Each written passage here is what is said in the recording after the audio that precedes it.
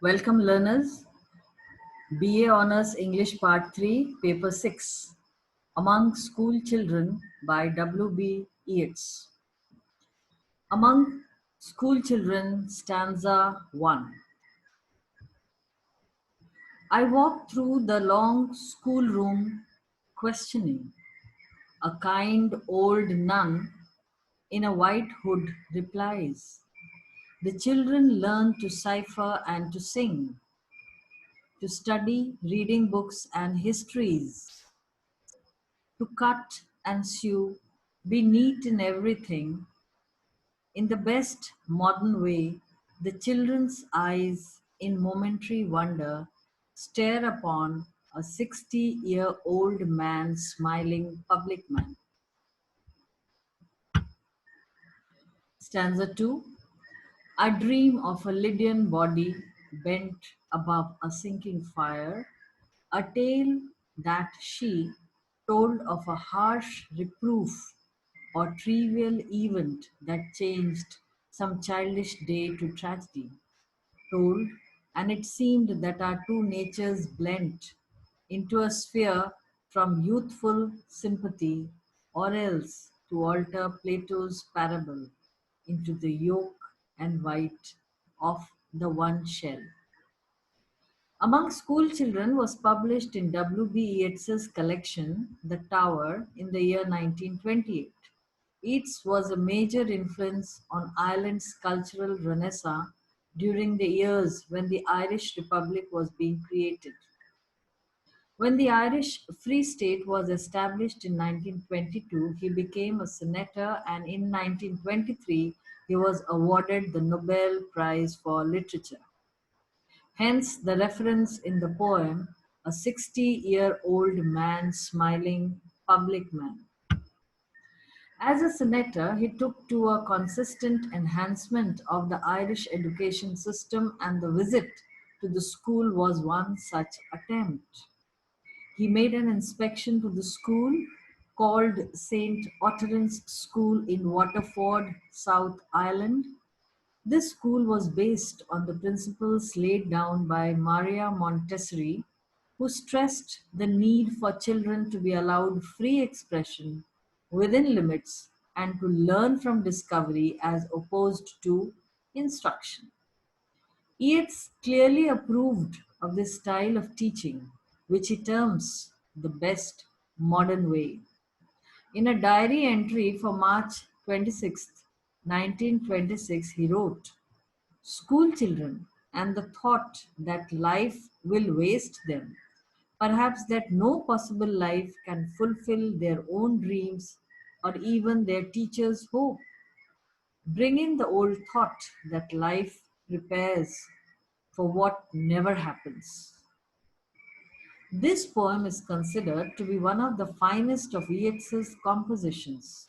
It is written in 8 stanzas, each containing 8 lines in iambic pentameter with an end rhyme scheme of AB, AB, AB, CC. This is a standard form known as Ottawa Rima.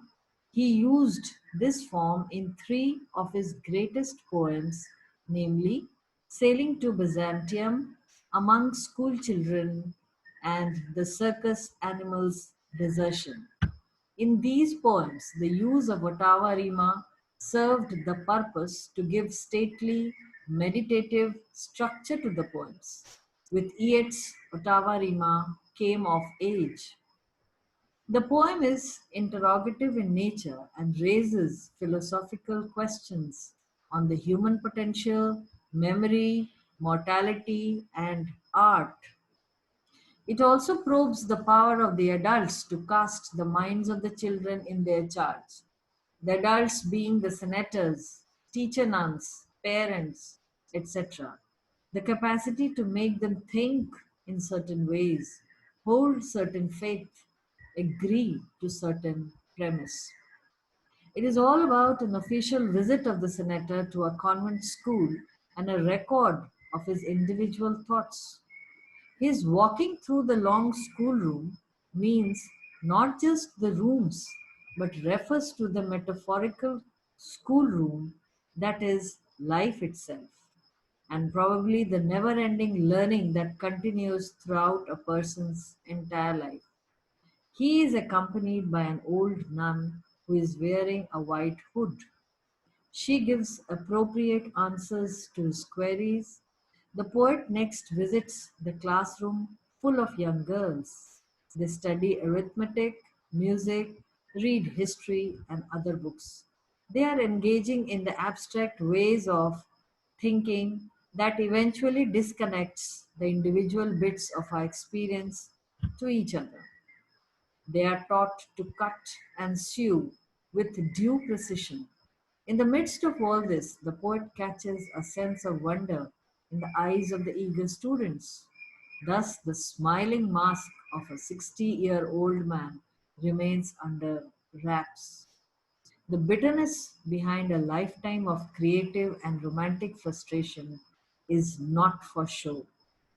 It is in this moment, the moment of intense self awareness, that Yeats reflects on his unrequited love for Mud Gunn, the fiery Irish nationalist.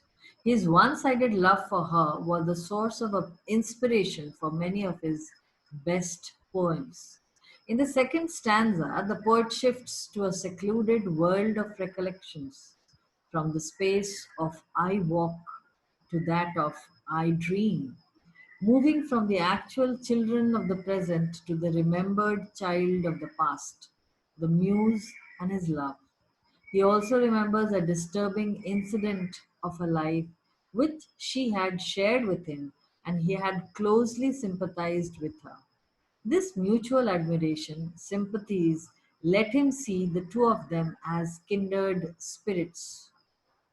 The Lydian body is a recollection of a remoter past, the myth of Leda, mother of Helen of Troy, by Zeus, who possessed her in the shape of a swan.